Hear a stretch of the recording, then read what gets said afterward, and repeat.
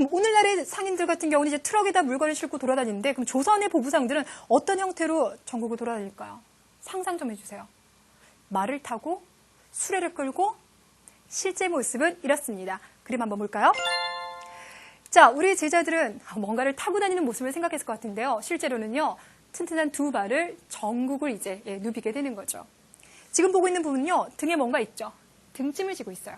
그리고 솥이 막 쌓여있는데 솥을 파는 그런 이제 보부상이 되겠습니다. 아마 대단히 고단한 것 같아요. 그렇죠? 그래서 잠깐 이렇게 쉬고 있는 모습이 있는데요. 우리 제자들은 그럼 선생님 이 보부상들은 계속 진짜 걸어다니면서 물건을 파나요? 예, 그래요. 얼마나 걸어요? 조금 많이요. 얼마나 많이요?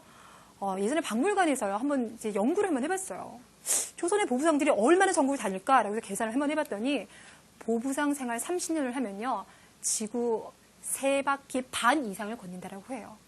근데 이들이 다시 한번 말했지만 조선 후기로 가면 뭔가 조선 상업 발달에 상당히 큰 영향을 할 테니까 일단은 걸어다니면서 전국을 누비며 물건을 파는 상인들이라는 거 기억시켜 주세요. 자, 그리고 아까도 말했다시피 물건을 만드는 분들이 등장하는데 이분들이 이제 수공업자이겠죠. 뭐 활을 만들기도 하고요. 화살을 만들기도 하고 그릇을 만들기도 합니다. 자, 이런 모습들은 여러분이 많이 알고 계실까요? 자, 그렇다면 하나만 더 확인해 볼게요.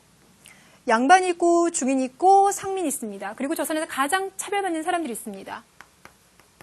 우리 제자들 그동안 신분제도 많이 배워서 알고 계시군요. 바로 천민이 되겠습니다.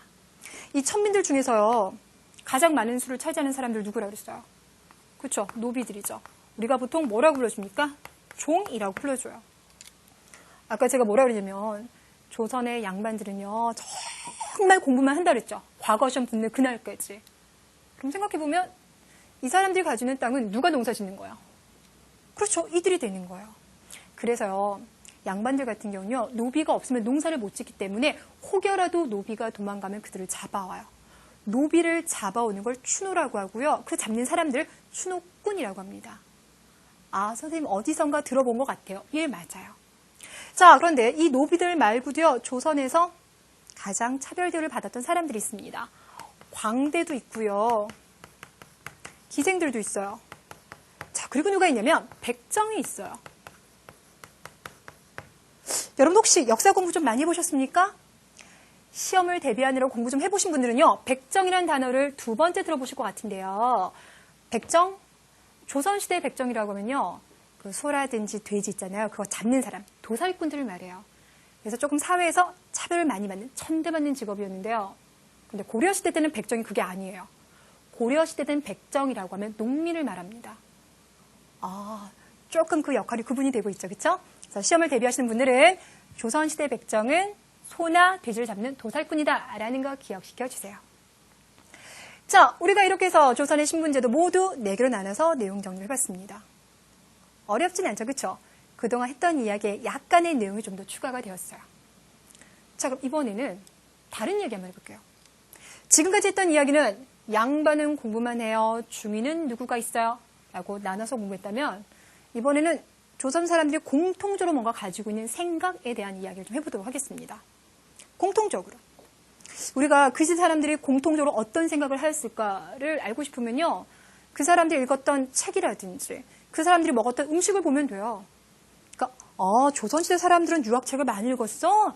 유교국가였구나. 조선시대 사람들이 이런 걸 먹었어? 농업이 발달했구나. 알 수 있겠죠. 그렇죠? 근데 우리가 지금 볼 건요. 책을 볼 것도 아니고요. 음식을 볼 것도 아니에요. 뭘 볼 거냐면 지도를 볼 거거든요. 그런데 일단 그 지도 이름이 조금 길어요. 혼일, 강리, 역대 국도지도. 혼일, 강리, 역대 국도지도. 어떤 지도일지 확인 한번 해보도록 하겠습니다.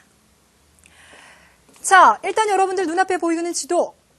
상당히 좀 커 보이지 않습니까? 그쵸? 이름도 길고 지도도 커 보이는데요. 역대 국도지도라는 게 뭐냐면요. 역대, 그동안 국도, 나라의 도읍지를 표시한 지도래요. 그러니까 뭐 신라시대의 도읍지는 금성이다. 고구려의 마지막 도읍지는 평양이다. 이런 것들을 표시한 지도. 혼일, 강리, 역대 국도지도. 이름이 조금 어렵긴 하지만 반복하면 외울 수 있겠죠. 그쵸? 근데 여러분들 이 지도가요. 얼마나 크냐면요. 지금 여러분들 이 가로 폭이요. 170cm 정도가 돼요. 와, 우리 제자들 중에서 지금 170cm 정도가 되면 자기 키라고 생각하시면 되겠죠. 그렇죠? 그 안에 지금 많은 내용들을 담고 있는데 보니까 뭔가 조선만 있는 것 같지는 않아요. 그렇죠? 자, 그러면 여기 어떤 나라들이 있는지 확인 좀 해볼게요. 일단 첫 번째, 조선 좀 찾아봅시다. 조선이 어디 있는 것 같습니까?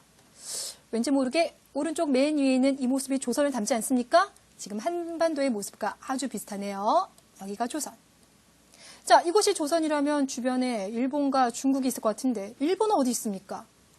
밑에 있는 섬나라, 이곳이 바로 일본이 됩니다. 그럼 중국은?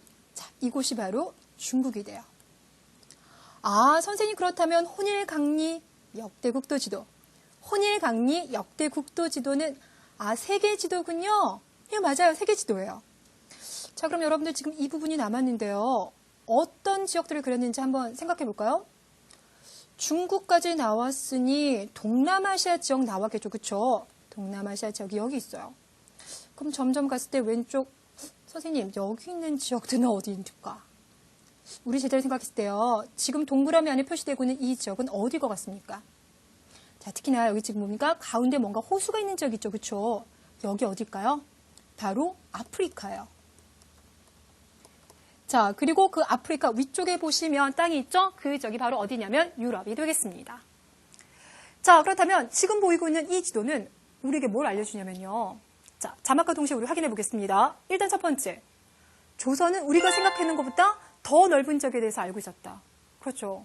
유럽도 알고 있었고 아프리카도 알고 있었고 그 모습을 세계의 지도로 담았다라는 거. 확인할 수 있죠. 그렇죠. 두 번째, 근데 여러분이 만약에 지도를 그린다면요. 우리나라를 어디에 둘 것 같아요? 가운데 두지 않을까요?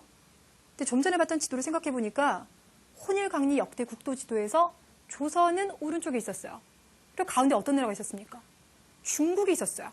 자, 이것은 조선 전기 사람들이 어떤 생각을 했다는 걸 알려주고 있냐면 세계의 중심은 중국이다 라고 생각했다는 걸 우리에게 알려주고 있는 겁니다. 되셨어요? 그래요. 바로 이 지도를 통해서 우리는 조선 전기시대 사람들은 이런 생각을 했구나라는 걸 파악할 수 있습니다. 선생님 우리 지금 첫 번째 주제 했는데요. 시간이 정말 많이 갔네요. 정말 많이 가죠. 그렇죠? 오늘 내용 중에서 대부분을 여기서 다룰 거고요. 고생 많이 하셨어요. 잠깐 마인드맵으로 내용 정리하고요. 우리 두 번째 주제 정리해 보도록 하겠습니다.